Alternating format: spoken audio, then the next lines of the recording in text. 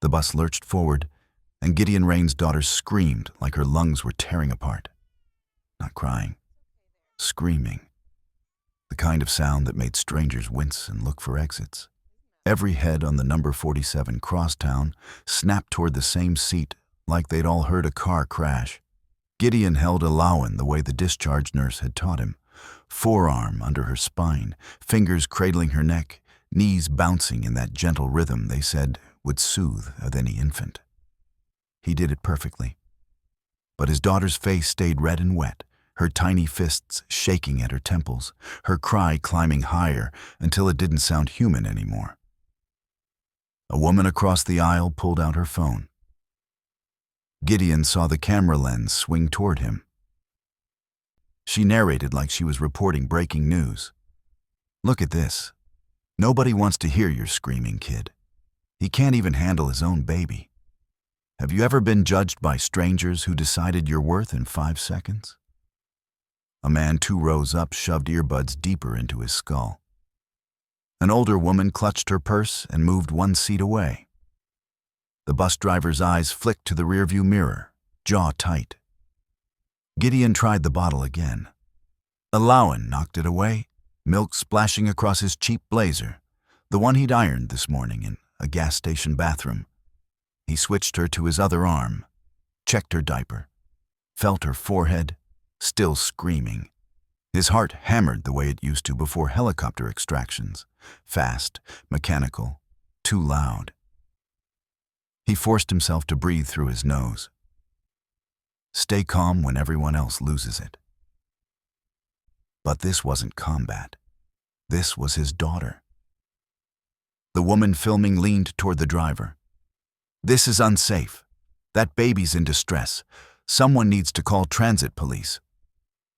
The bus hit a pothole. Gideon's hand shot out automatically, steadying Elowen's head. Muscle memory from carrying stretchers through sand and smoke. Then Elowen's cry changed, not louder, sharper, like something inside had shifted wrong. Gideon's stomach dropped. He'd heard that sound before.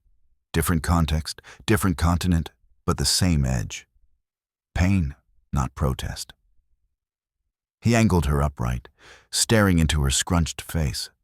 Her skin felt hot, hotter than 20 minutes ago. Her cry hit a jagged note before stuttering into something thinner. "No," Gideon whispered. "Stay with me." The woman filming stepped closer. "See? He doesn't even know what's wrong. This is neglect." The driver picked up the radio. "Dispatch, Unit 47. Infant in distress. Possible medical—" "Stop." The voice came from the back. Quiet, steady, young. Gideon turned. A girl stood in the aisle, maybe 11. Black with neat cornrows and a faded purple hoodie hanging loose on narrow shoulders. Scuffed sneakers. She wasn't looking at the passengers. She was looking at Elowen. A man near her snapped, "Sit down." The girl took 2 steps forward. "Sir, does she have a fever? Any wet diapers today?" Gideon blinked. The question hit like cold water. Specific. The kind a pediatric nurse would ask. She felt warm this morning. 1 diaper since we left. The girl nodded. She's overstimulated. And she might be in pain. The way her cry changed, that's not just fussing. The woman filming swung her phone toward the girl. "Don't you dare touch that baby." The girl's eyes flicked to her, unimpressed. Then back to Gideon. "Sir, can I help? I know what to do. But you have to listen fast." Gideon's brain screamed warnings. Stranger, child, public bus. But Elowen's breathing hitched again. "Help," Gideon said. The girl stepped closer, hands raised. "Turn her this way. Angle her across your arm, not upright." Gideon shifted Elowen sideways. "Loosen her collar. She needs to breathe without pressure." His fingers fumbled at the onesie snaps. "Stop bouncing. Just hold her steady." Gideon froze. The girl pulled off her hoodie and draped it over Elowen's torso, blocking the harsh lights and staring faces. The bus went quiet. The girl placed 2 fingers along Elowen's back, moving them in a slow, rhythmic line. "Breathe with me," she told Gideon. "She'll copy you." Gideon exhaled shakily, in, out. The girl started humming, low and simple. Elowen's scream wavered, broke into hiccups, softened, her fists unclenched. Then, silence. A woman gasped. The driver stopped mid-sentence. Gideon stared at his daughter, then at the girl.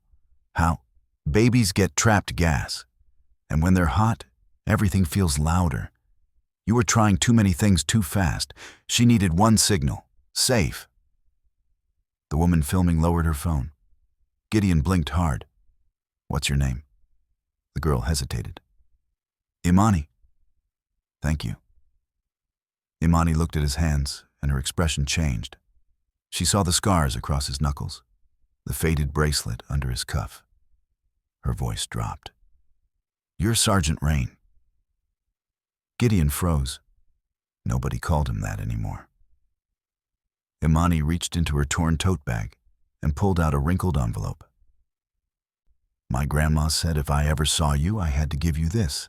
She said you saved someone overseas. She said you came home and the world forgot you." Gideon's chest went hollow. He took the envelope with shaking hands. He didn't open it yet, because he was terrified of what it might prove. What do you do when the person who saves you is someone the world taught you not to see? Gideon stared at the envelope in his lap. The bus swayed, and Elowen shifted against his chest, breathing soft and even. Peace that felt like a miracle. Imani stood in the aisle, watching him, not expectant, just waiting. The woman who'd been filming sat down hard, face tight. "Sir," the driver called. "We good?" Gideon nodded. "Yeah." The driver pulled away from the curb. Gideon looked at the envelope, his name in shaky handwriting, Sergeant Gideon Raine. Like whoever wrote it wanted him to remember what he used to be. "When did she give this to you?" he asked. Imani shifted. 3 years ago. I was 8. "You carried it for 3 years?" "She told me not to lose it." Gideon's fingers tightened. 3 years. This girl carried a letter for a stranger for 3 years. "Why didn't you mail it?" "We moved a lot. Didn't always have an address." The words were careful, the phrasing people used when they didn't want to explain foster care or evictions. Gideon knew that tone. He looked at her more closely. The hoodie was worn thin at the elbows. Her jeans had a hand-stitched patch. Her sneakers were 2 sizes too big. But her hair was neat. She held herself like someone who'd learned to keep things together when everything fell apart. Gideon slid the envelope into his jacket without opening it. "Not here." "Thank you," he said. Imani nodded, then glanced toward the front, at the digital display. "This is mine." Gideon's stomach tightened. "Wait."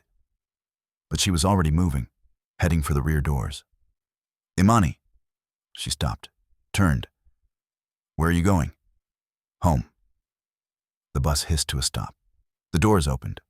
"Alone?" "My grandma's waiting." The lie was smooth, but Gideon had spent 2 tours reading people when lives depended on it. Nobody's waiting. The doors started closing. "Imani." She stepped off. Gideon lurched forward, but the doors sealed. He pressed his face to the window, watching her disappear. Gone. He sank back, pulse hammering. The woman across the aisle stared at him. "You should have stopped her." Gideon's jaw tightened. "You should have kept your phone off." She looked away. Gideon closed his eyes, trying to breathe. He had a VA appointment in 40 minutes, a job interview in 2 hours, a daughter who needed formula and diapers, and a doctor's visit he couldn't afford. but the envelope felt heavier than it should. And Imani's hands, small, steady, sure, kept replaying in his head. She'd stepped into chaos and turned it into calm without hesitation. Gideon opened his eyes and looked at Elowen's sleeping face. She looked like her mother. Same nose, same chin. Her mother, who'd held her twice before the relapse pulled her under. Who'd signed away her rights 3 weeks ago.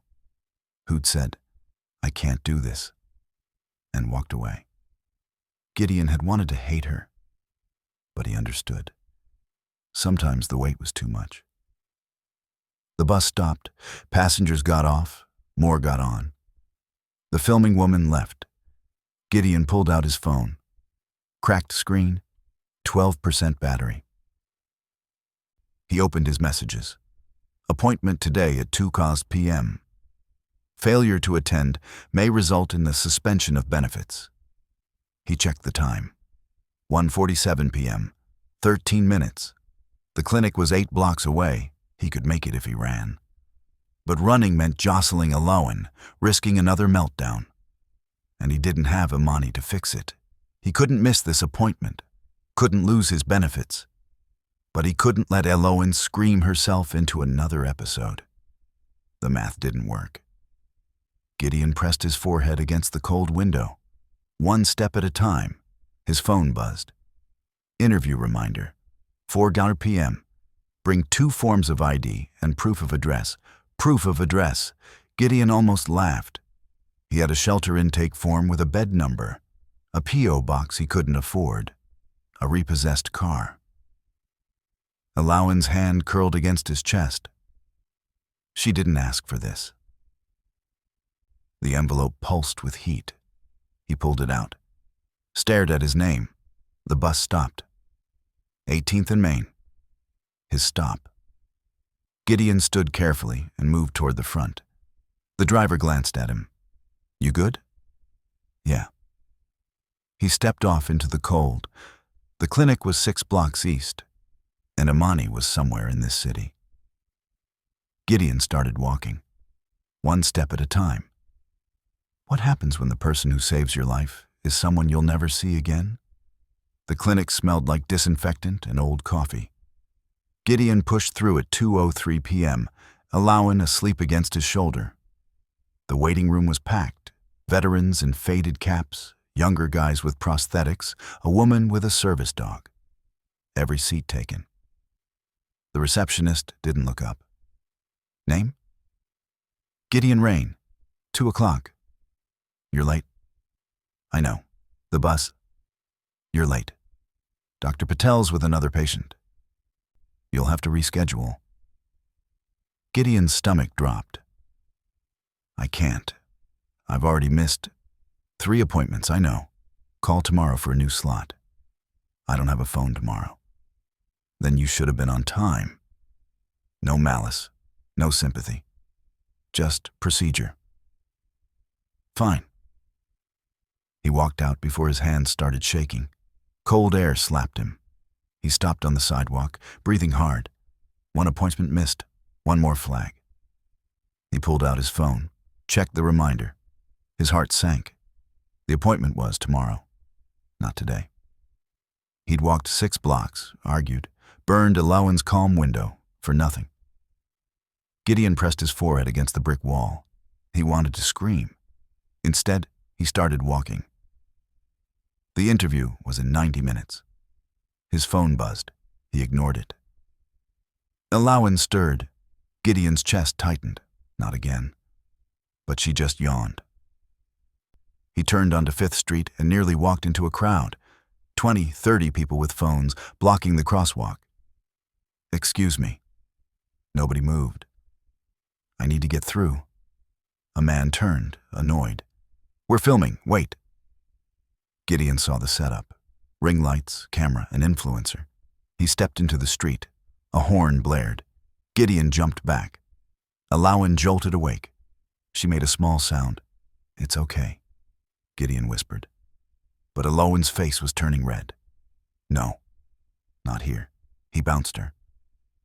Elowen's cry started low and built fast. People turned. Phones came up. "Can you move? You're ruining the shot." Gideon stepped between a trash can and fire hydrant. Elowen screamed louder. Gideon's vision tunneled. He tried everything: bottle, pacifier, rocking. Nothing worked, because he wasn't Imani. Elowen's cry hit that sharp edge. Gideon sank onto the curb, shaking. What if something was really wrong? "Sir?" Gideon looked up. A woman stood over him, maybe 50, graying hair, kind eyes. "Is she okay?" Gideon's throat was too tight. The woman crouched. "Can I see her?" Gideon nodded. She leaned in. "She's warm. Checked her temperature?" Gideon shook his head. "Rash? Vomiting?" "No, just crying." "Might be an ear infection. Urgent care 2 blocks north." "I don't have—" The woman pulled out a 20. "Take this, walk-ins." "I can't." "You can. Take care of your baby." She walked away. Gideon stared at the money, then at Elowen. He checked his phone. 2:47 p.m. Interview at 4. Clinic 2 blocks north. If he went now, he'd miss the interview. If he didn't, Elowen might get sicker. No right answer. Gideon stood and walked north. The interview could wait. The clinic was small. Community health center in faded letters. The waiting room was full. Gideon walked to the desk. A woman in pink scrubs smiled. "My daughter won't stop crying. Someone said ear infection." She pulled up a form. "Name?" "Gideon Raine." She typed. "Insurance?" "No." "Sliding scale. Can you pay anything?" Gideon pulled out the 20. "This. That'll work. Have a seat." An hour passed, then another. Finally, a nurse called his name. They checked Elowen. The doctor came in. Tired woman, glasses. "Ear infection. Both ears. Inflamed." She handed him a prescription. "Should clear up in a few days." Gideon exhaled. "Thank you." He filled it downstairs. 1850. Outside, the sun was setting. He checked a store window. 5:23 p.m. He'd missed the interview. Gideon stood there, holding his daughter and antibiotics. The envelope felt heavier. He pulled it out, tore it open. Inside, a photograph. 2 soldiers. Dusty uniforms.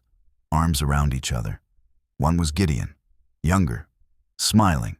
The other was Marcus Webb, dead in Kandahar. Gideon turned it over. One line: "She's waiting for you." What do you do when the ghost of your past holds the key to your future? Gideon stood on the sidewalk, photograph trembling. Marcus Webb. The name hit like shrapnel. Marcus, who'd dragged him from a burning vehicle. Marcus, who'd made terrible jokes during mortar fire. Marcus, who'd shown him pictures of his daughter. She's gonna be a doctor. Smartest kid you've ever met. Marcus, who bled out in Gideon's arms 3 weeks before they were supposed to go home. She's waiting for you. Who? Marcus's daughter, his wife. Elowen made a soft sound. Gideon blinked hard, shoving the photo into his pocket. He started walking. No destination, just movement. The city blurred. Streetlights flickered. Gideon walked until he found himself at the bus stop where Imani had disappeared. He didn't know why. But he stood there anyway, scanning the sidewalk. She didn't appear. Gideon sat on the bench. He pulled out the antibiotics. Had to give Elowen the first dose. Had to figure out where they were sleeping. A bus pulled up. Wrong one. Another came. Still wrong. He checked a bank clock. 6:17 p.m. Shelter curfew was 7. He stood, hoisting Elowen higher. "Excuse me." Gideon spun. Imani stood 3 feet away, purple hoodie up, tote bag over her shoulder. "Imani." She looked at him. "You opened it?" Not a question. Gideon nodded. "How did you?" "I've been watching for you. Grandma said you'd come back." "I didn't know I was coming back." "You did. You just didn't know you knew." Gideon didn't have energy to argue. Who's waiting for me? Marcus Webb, he's dead. I know. Grandma's his mother. The world tilted. Gideon grabbed the bench. His mother?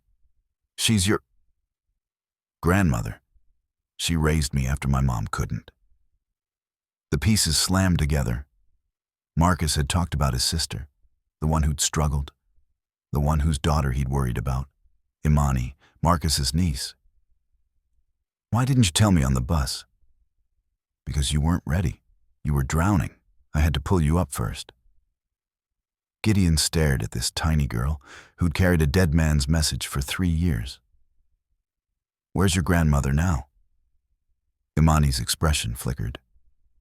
Hospital. She had a stroke last month. I'm sorry. She's okay, but she can't talk much. So she gave me the letter before it got bad. Why? Imani pulled out another envelope, sealed with wax. She said you'd ask that. Gideon took it carefully, his name on the front. Same handwriting, but more. To the man who brought my son home. Gideon's hands shook. He broke the seal and unfolded the letter. Dear Gideon, you don't know me, but I know you. Marcus wrote about you in every letter. He said you were the kind of soldier who'd run into fire to save someone else. He said you were his brother. When they told me Marcus was gone, I kept waiting for him to call. But then you came to the funeral. You stood in the back and I saw how you looked at his picture. Like you'd failed him. It wasn't your fault. Marcus knew that. And before he died, he made me promise something. He made me promise that if anything happened to him, I'd make sure his family took care of you the way you took care of him. I'm old now, sick, I don't have much time. But I have Imani, and Imani has a gift. I've been teaching her everything I know. When I'm gone, she'll need someone who understands what it means to carry people who can't carry themselves. You've been carrying Marcus for 6 years. It's time to let him carry you. Find Imani. Help her finish what I started. With gratitude, Loretta Webb Gideon's vision blurred. He blinked hard. He folded the letter and looked at Imani. You knew what this said? She nodded. And you still helped me, even though I didn't know who you were. That's why I helped you. Because you didn't know? Because you were kind anyway. What does your grandmother want me to do? She wants you to let me help you. And she wants you to help me. I don't have anything to give. You have what I need. Grandma taught me how to care for people, but she couldn't teach me how to fight for them. You know how to fight. I'm not a fighter anymore. Yes, you are. You just forgot how to fight for yourself. A bus pulled up. The right one. Doors hissed. Imani glanced at it. This is your stop. You need to get to the shelter before curfew. Will I see you again? Imani pulled out a scrap of paper. Grandma's hospital, St. Anthony's, room 412. Come tomorrow if you're ready. Gideon took it. You coming? The driver called. Gideon looked at Imani. Thank you. She nodded, then walked away. Gideon boarded, found a seat, sat down. The letter was still in his hand as he read it again. It's time to let him carry you. For the first time in years, Gideon felt like he could breathe. What do you do when the person you couldn't save sends someone to save you? St. Anthony's smelled like antiseptic and recycled air. Gideon stood in the lobby with Elowen strapped to his chest in a borrowed carrier, staring at the directory. Room 412, 4th floor. He'd been standing here 10 minutes. Elowen made a small sound. The antibiotics were working. She'd slept through the night. He took the elevator up, followed the numbers. He stopped outside. The door was cracked. Through the gap he saw a hospital bed, a monitor, Someone in a chair. Imani. She looked up when he knocked. "Come in." Gideon pushed the door open. The room was small. One bed, one chair, one window. And in the bed was an old woman with silver hair and deep mahogany skin. Loretta Webb. She looked at Gideon with tired but sharp eyes. "Sergeant Raine," she said, voice thin but steady. "Ma'am." Loretta smiled. "You don't have to call me ma'am. You're Marcus's mother." "I am. Sit, please." Gideon sat. Elowen shifted. Loretta's gaze moved to the baby. "She's beautiful. Thank you. What's her name?" "Elowen." "Unusual. Her mother picked it." Loretta nodded. "Imani told me what happened on the bus." Gideon glanced at Imani. "She saved us. She has a gift, always has. But strength doesn't mean she should do it alone." The room went quiet except for the monitor. "Your letter said Marcus made you promise something," Gideon said. "He did. He said if anything happened to him, I was supposed to make sure you didn't disappear. He said you were the kind of man who'd save everyone else and forget to save yourself." Gideon's jaw tightened. "He didn't know me that well." "He knew you better than you think. He told me you'd argue." "Then why am I here?" "Because Imani found you, and because you didn't walk away." Gideon looked at Imani. She sat perfectly still. "What do you want from me?" Loretta took a slow breath. "I'm dying. 3 months, maybe less." Gideon's stomach dropped. "I'm sorry. I've made peace with it. But Imani hasn't. She's 11. She's been through 4 foster homes. When I'm gone, she'll go back into the system. Unless someone steps up. Someone who understands what it means to fight for people who can't fight for themselves." Gideon looked at Imani. She didn't look away. "I'm homeless. I'm a single dad. I can barely take care of my own daughter. And yet she's healthy, fed, loved. You're doing better than you think. I'm not stable. I don't have a job. You can't or you won't." Gideon closed his eyes. "Both. Fair. But if Marcus were here, what would he say? He'd say I owed him. And he'd be right." Loretta nodded. "I'm not asking you to adopt Imani tomorrow. I'm asking you to be in her life, to be someone she can count on. What can't you teach her? How to trust the world won't break her. I've taught her survival, but survival isn't living." Gideon looked at Imani. "Why me?" "Because you're still here. You could have walked away, but you didn't." Elowen stirred. Gideon soothed her automatically. "I don't know how to do this." "Neither did I. But you do it anyway." Imani spoke. Quiet but clear. "I don't need you to be perfect. I just need you to not disappear." Gideon's chest cracked open. He thought about Marcus, about the promise he'd never kept, about Elowen, about Imani saving her, about the letter. It's time to let him carry you. "Okay," Gideon said. Loretta's eyes brightened. "Okay? I'll try. I don't know what I'm doing, but I'll try." Imani's posture relaxed. "Thank you," Loretta whispered. They sat in silence. Then Elowen fussed. "I should go. She needs to eat." "Come back tomorrow. I'd like to hold her." "Of course." Gideon stood. Imani followed. In the hallway, she looked up. "You meant that." "I did." "Good." She pulled out a folded paper. "Because I already signed us up for something." "What?" "Community medical training. Free. First aid, infant care, crisis response. Starts next week." "I thought we could go together." Gideon stared at the paper, then at her. She'd planned this before he even walked in. "You're terrifying." Imani almost smiled. "Grandma says that too." "All right, next week, together." Together. They walked to the elevator. When the doors opened, Gideon turned. Imani? Yeah? Thank you for not giving up on me. She looked at him. Thank you for not giving up on yourself. The doors closed.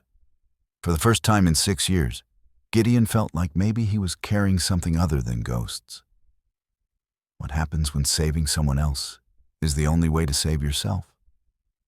The transit police officer's hand was already on Gideon's shoulder when the bus doors opened. Sir, I need you to step off the vehicle. Gideon's heart dropped.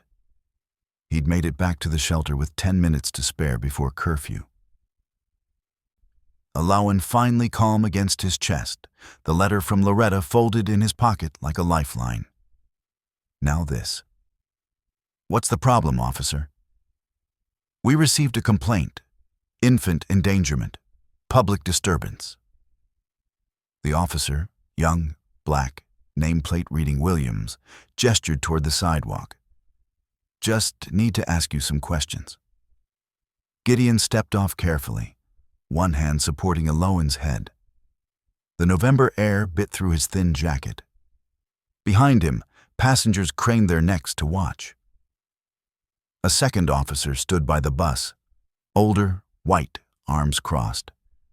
His eyes moved over Gideon's wrinkled clothes, his worn shoes, the baby carrier that looked like it had been through 3 owners before him. Judgment without words. The baby's fine, Gideon said quietly. She had an ear infection. I got her antibiotics. Officer Williams pulled out a notepad. That's good. But we still need to verify. Someone filmed an incident earlier today, posted it online, said you couldn't control your child, that she was in medical distress. The woman from the bus, of course. She was crying. Babies cry. Then someone helped, and she stopped. Someone? The older officer stepped forward. His nameplate read, Kowalski. Who helped? A girl, maybe 11. She knew what to do. Kowalski's eyebrows rose. A child helped you with your child? The way he said it made it sound like an accusation. Gideon's jaw tightened. She knew infant care better than I did. And where is this girl now? I don't know. You don't know? Kowalski wrote something down. Sir, do you have identification? Gideon pulled out his wallet. Military ID.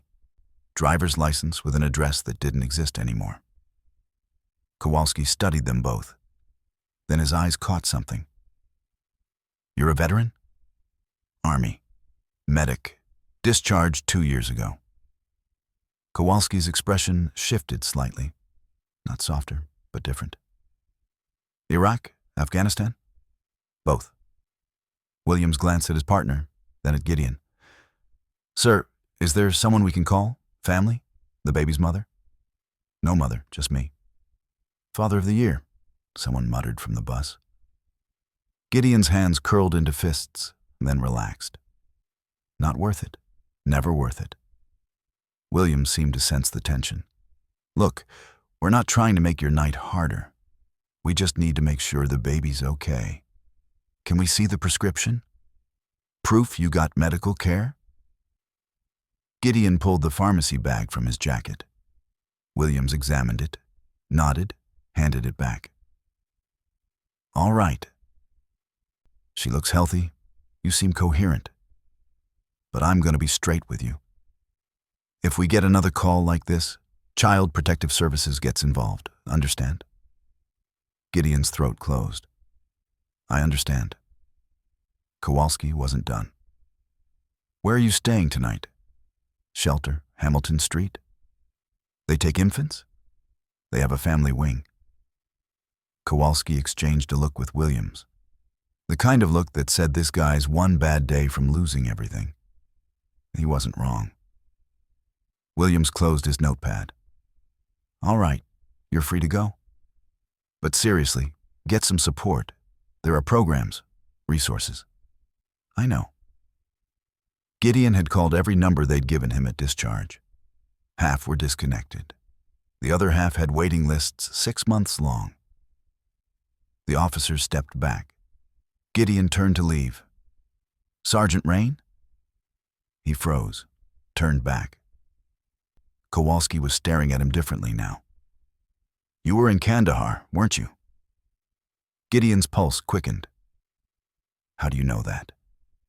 Kowalski pointed at Gideon's wrist, the paracord bracelet. "My brother wore one just like that. Same unit marker, he didn't make it home." The street went quiet.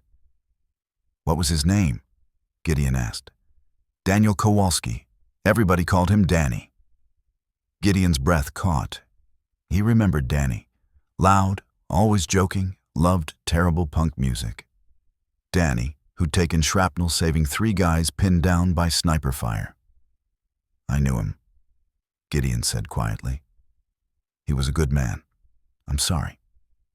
Kowalski's jaw worked. He nodded once, then turned and walked back to the patrol car without another word.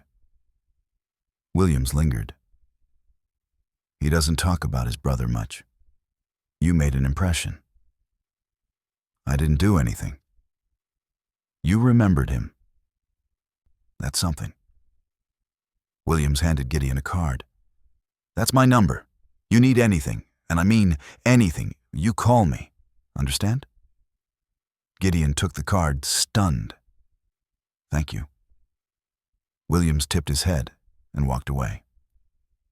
Gideon stood on the sidewalk, holding his daughter and a business card from a cop who'd just seen him as a person instead of a problem. Small miracles. He checked the time. 7:04 p.m. 4 minutes past curfew. He ran. The shelter doors were locked when he arrived, chest heaving. He pounded on the glass. A security guard appeared, shaking his head. "Curfew's 7.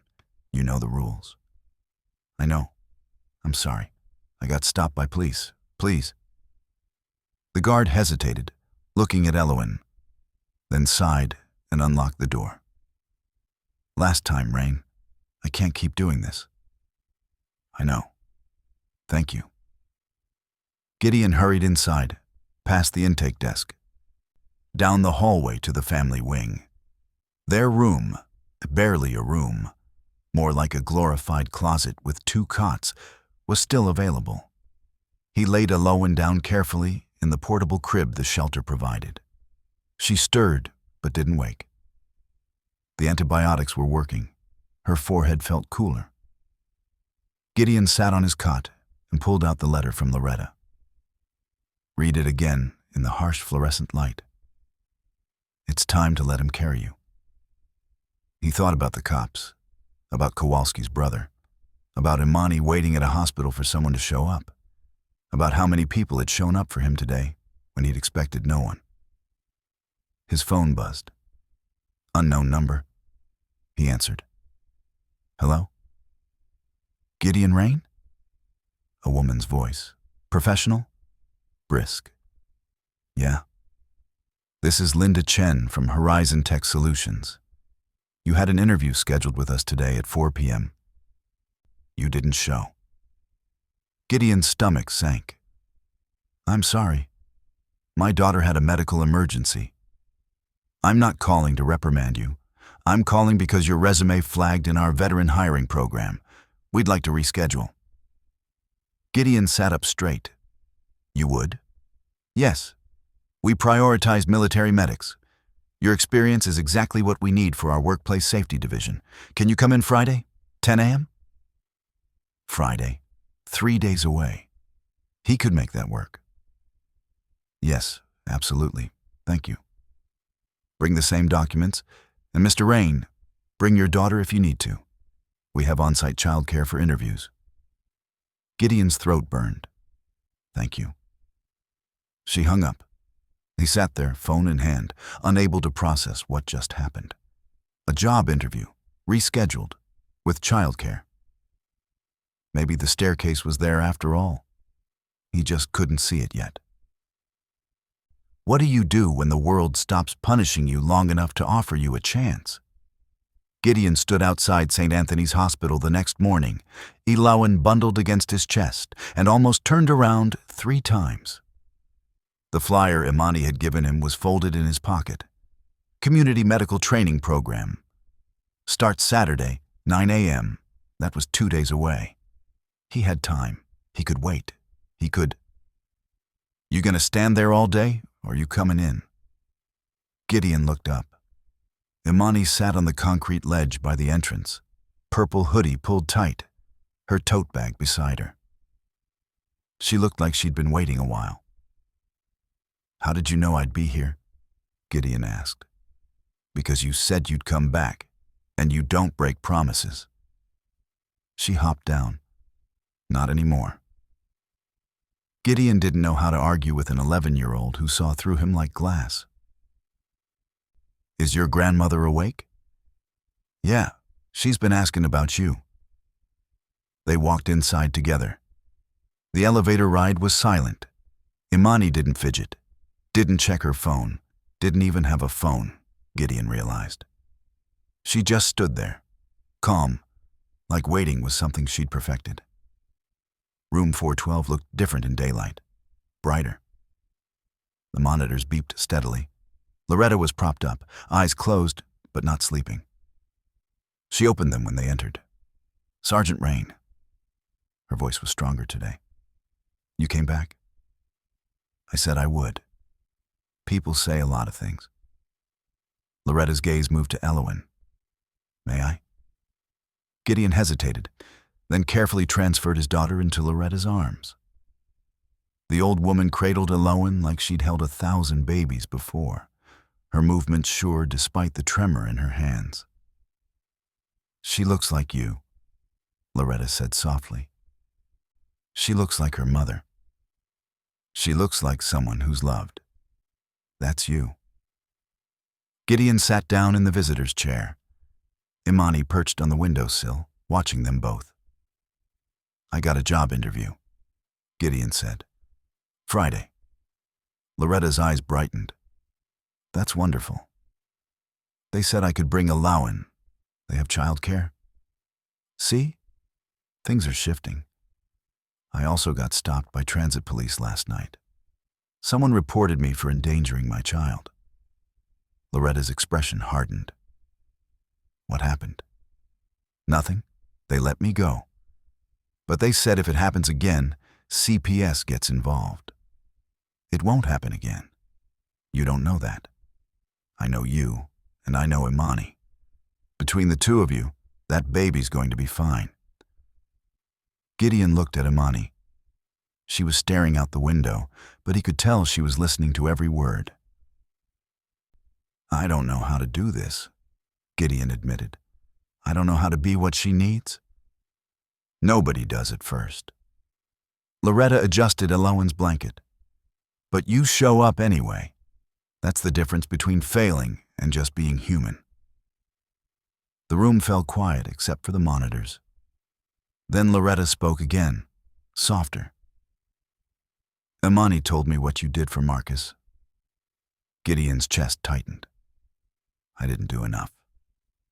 You brought him home. You made sure his body didn't stay in that desert. You came to his funeral when you didn't have to. You carried him. I couldn't save him.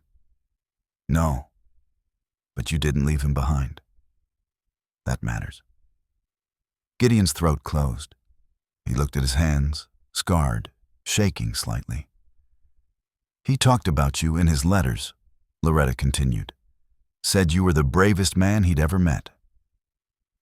Said you'd run into fire without hesitating if it meant someone else lived. He was wrong.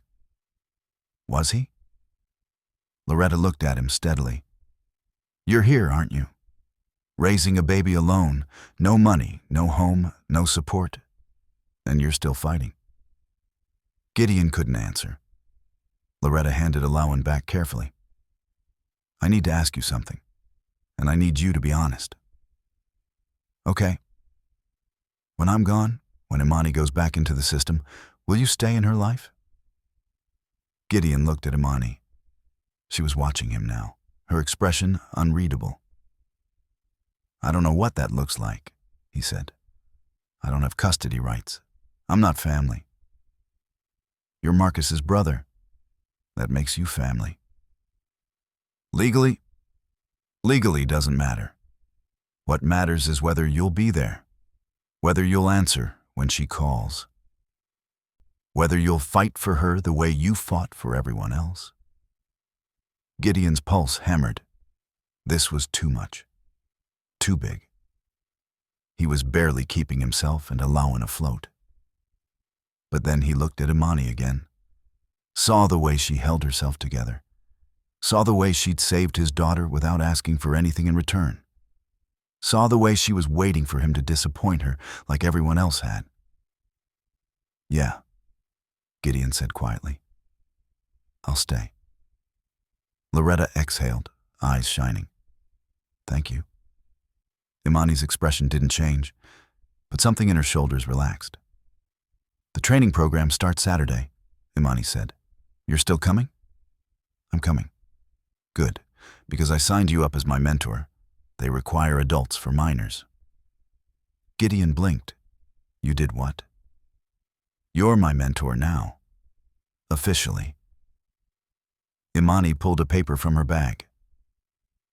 "I filled out the forms. You just need to sign." Gideon took the paper, stunned. She'd listed him as her emergency contact, her reference, her mentor. She'd claimed him before he'd even agreed.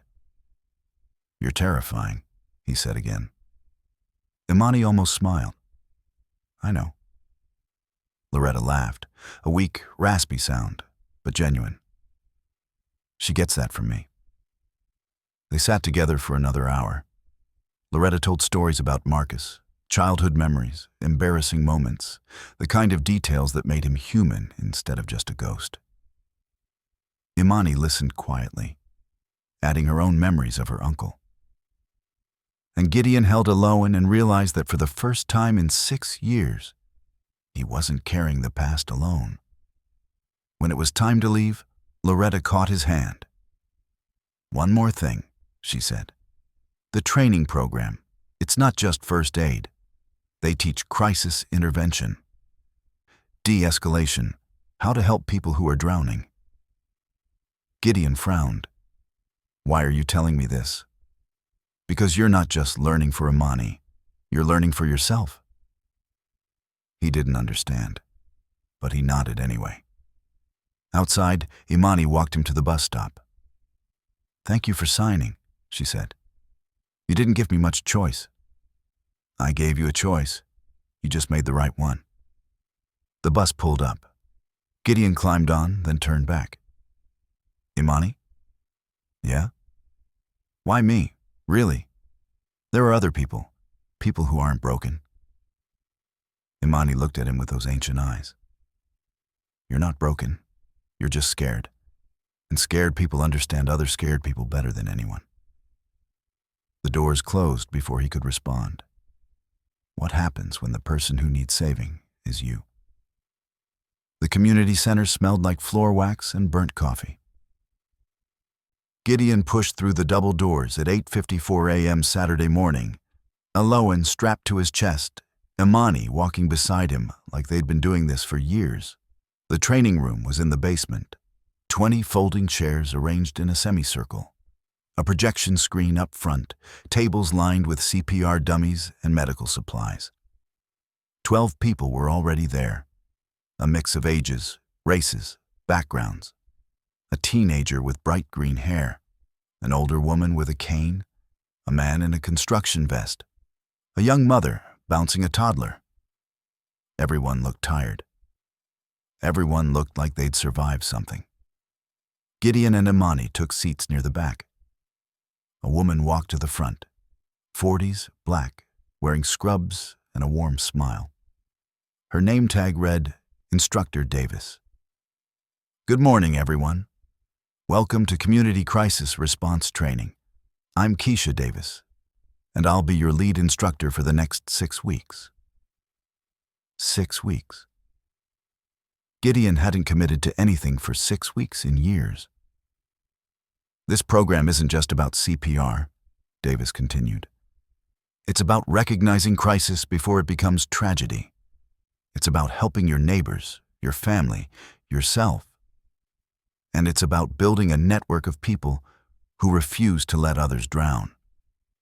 She clicked the projector. An image appeared. A web of interconnected people, each one holding up the others.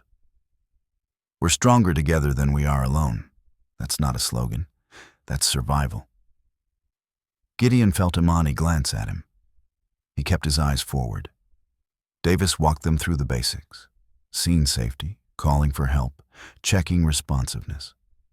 Then she moved to infant care. Babies are fragile, but they're also resilient. The key is recognizing the difference between normal distress and medical emergency. She demonstrated on a doll, checking fontanelles, monitoring breathing, assessing skin tone. Gideon watched, mesmerized. This was what Imani had done on the bus. She'd assessed Elowen in seconds and knew exactly what to do. Now pair up, Davis said. One person will be the caregiver, one will be the responder. Switch halfway through. Gideon looked at Imani. Ready? I've been ready. They moved to a table with a practice doll. Imani played the panicked caregiver. Gideon played the responder. But halfway through, his hands started shaking. He stared at the doll, and suddenly, it wasn't a doll. It was a child in dust-colored clothes. Mouth open, no sound coming out. His vision tunneled. Gideon. Imani's voice cut through the fog. He blinked, focused on her face. You're not there, she said quietly.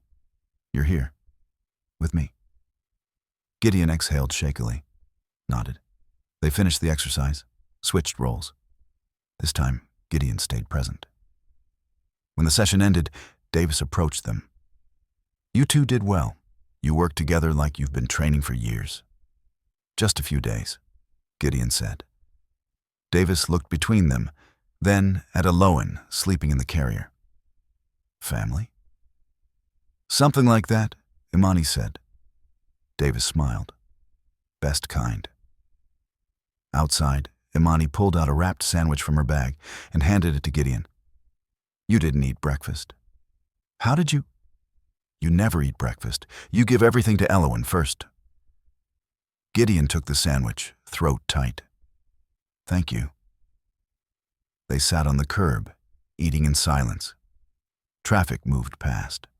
The sun broke through November clouds. My mom used to forget to eat too, Imani said suddenly. When things got bad, she'd make sure I had food, but she'd skip meals. Gideon looked at her. Where is she now? Rehab. 4th time. Grandma says maybe this time it'll stick. Imani's voice was flat, practiced. I don't think about it much anymore.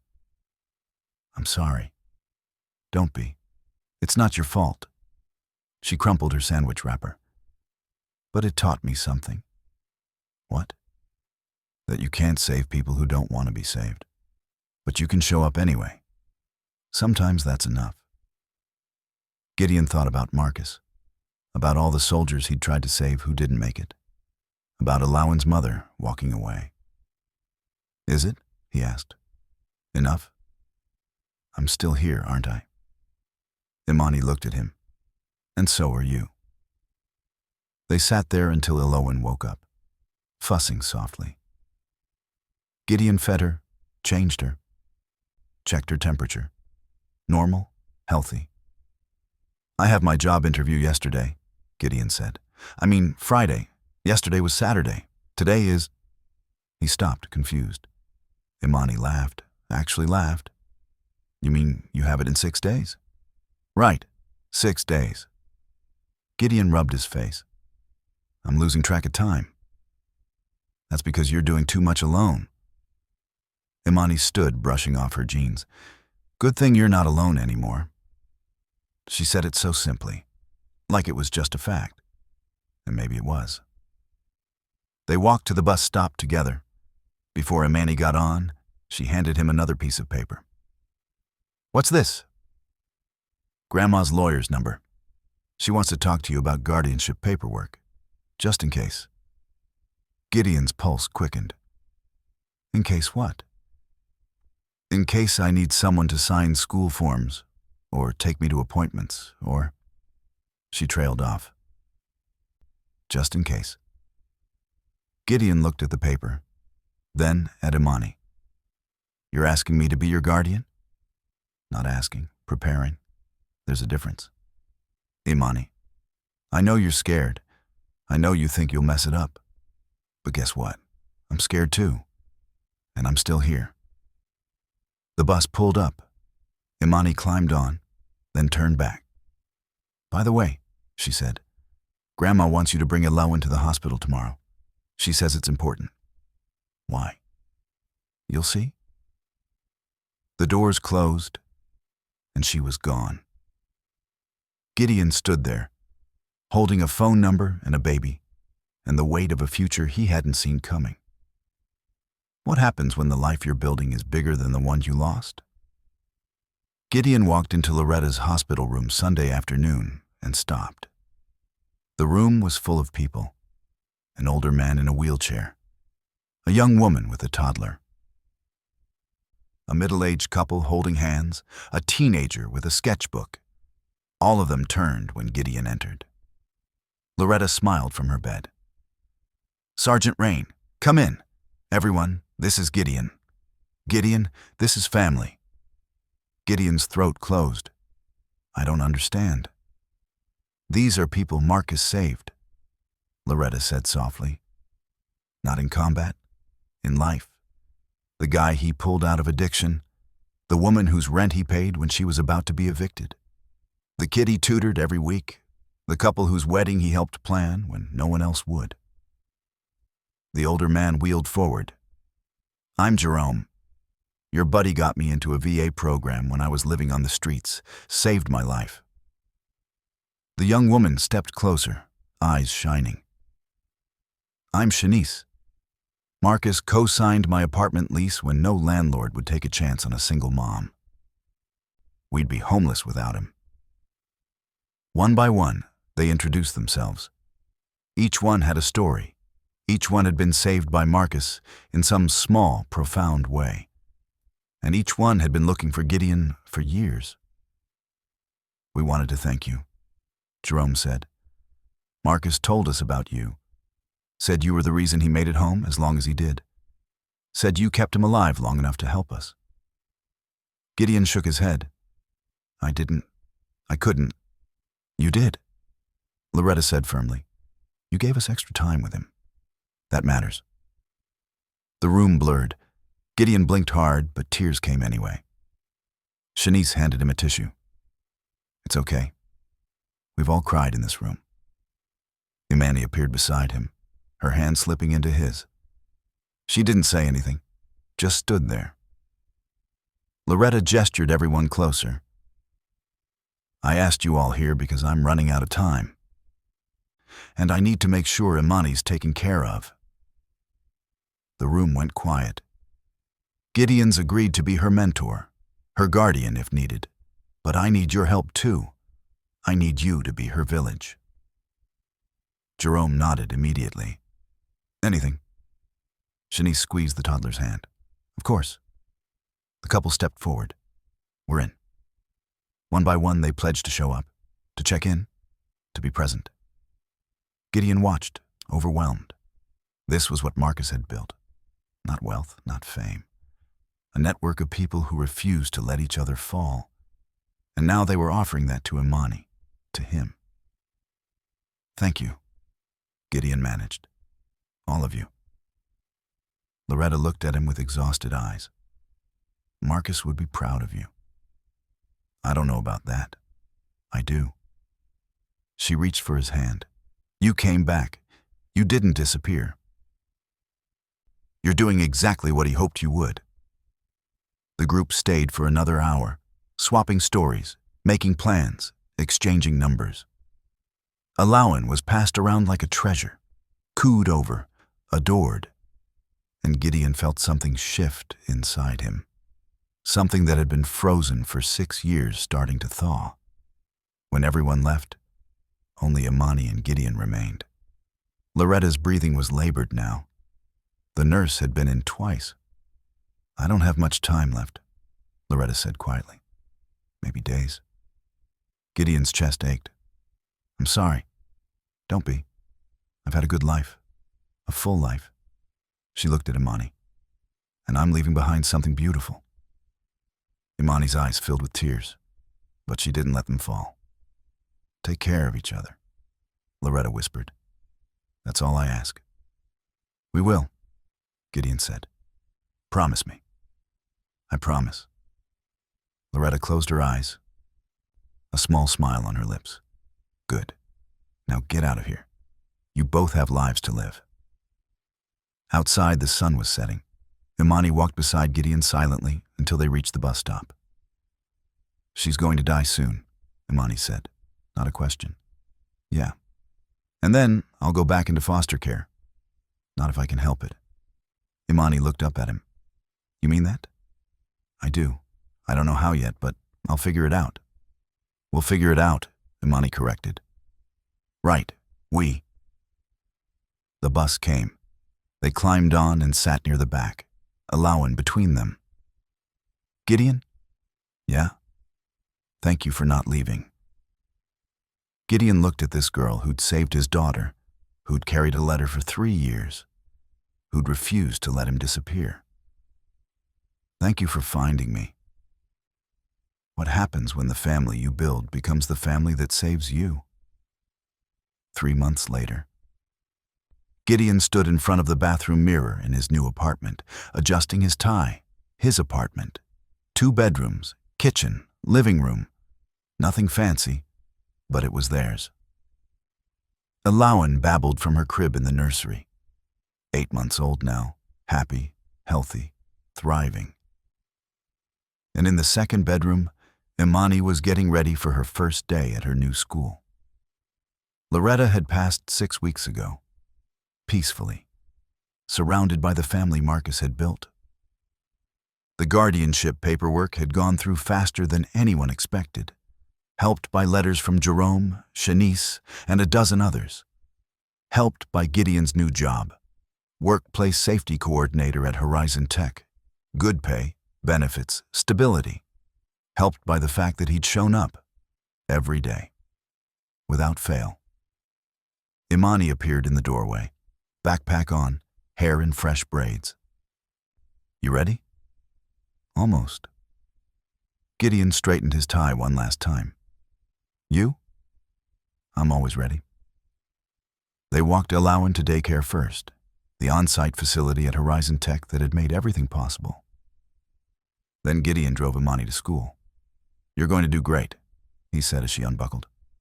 I know. She paused, hand on the door. Gideon? Yeah. I'm glad it was you.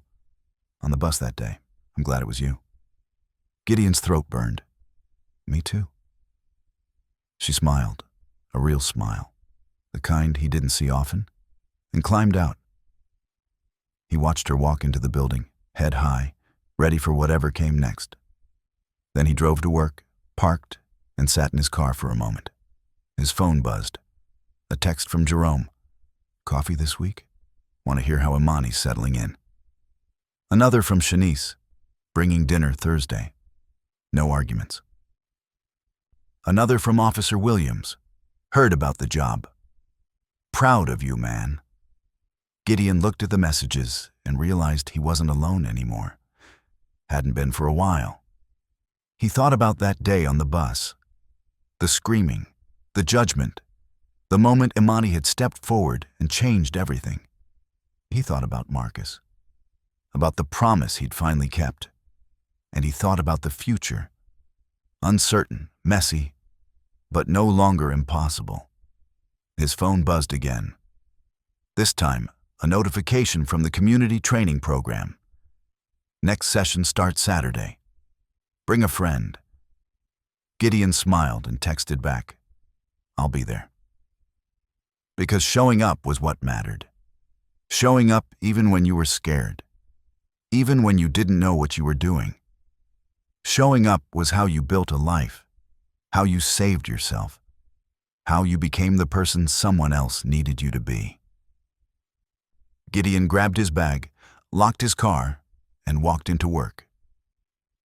One step at a time, not perfect, not fixed, but moving forward. And that was enough. This is the story of Gideon and Imani, two people who saved each other when the world said they couldn't. But their story doesn't end here. There are more people out there drowning in plain sight, waiting for someone to see them. If this story moved you, subscribe to this channel and turn on notifications. We share real stories of hope, survival, and unexpected heroes every week. Stories that remind us that we're stronger together than we are alone. Drop a comment below and tell us, have you ever been saved by a stranger? Have you ever been that stranger for someone else? Your story might be exactly what someone else needs to hear today. Share this video. Let it reach someone who's fighting a battle no one else can see. Let it remind them that help can come from the most unexpected places. Because sometimes, the person who saves you is the one you were too scared to see. And sometimes, the person you save is yourself. Thank you for watching. Thank you for caring.